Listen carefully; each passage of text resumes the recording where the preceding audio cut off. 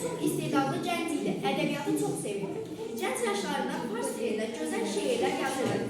İndi isə keçək Məhəmməd Hüseyn Şəhriyar və anasının dialoqunu səsləndirməsi üçün Məmmədli Həmid, Həşimli Firəngiz və Şamilli Gülayi səhnələr.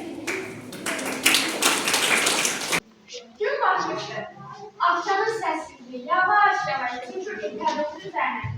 Küçələrdəki səslər, rəsmi dairələr, evlərdə qaydan məmurların ayaq səsləri idi. Kənd təsərrüfatı bankında yolcu bitki keçən Şəhriyar bir az əvvəl evə çatıb, anasının gözəl yeməşlərlə bədəl götürməsinin başına oturmağı tələsdi. Evlərinin yerdəki küçəyə döndüyü zaman yadına düşdü. Dünən gecə yarımçıq qalan şeiri. O an ağzında nə yorğunluq qaldı, nə də anasının yeməşləri. Sirrindən dünən gecə yazdığı şeiri çıxarıb, çimənli divara söykədi və yarımçıq qalan şeiri tamamlamağa başladı.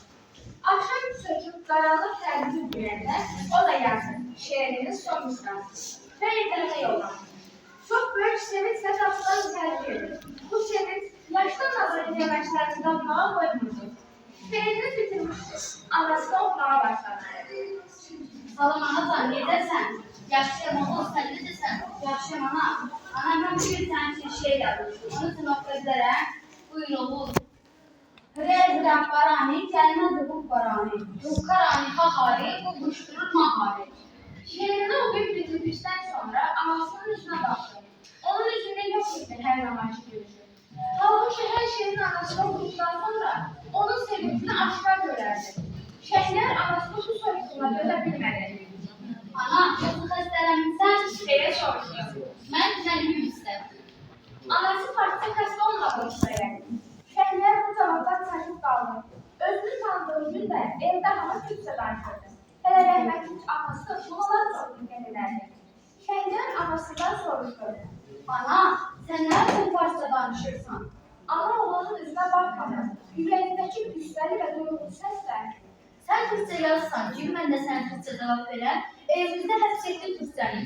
Artıq şeirlərini dinləməyəcəyəm. O köküz də bitər. Türk dilində böyüdür, farsça yazırsan. deyə cavab verdi. Şəhriyarın rəngi qaçdı. Əlindəki farsça yazdığı son şeirinin barmaqları arasından yerə düşdüyünü hiss etmədi.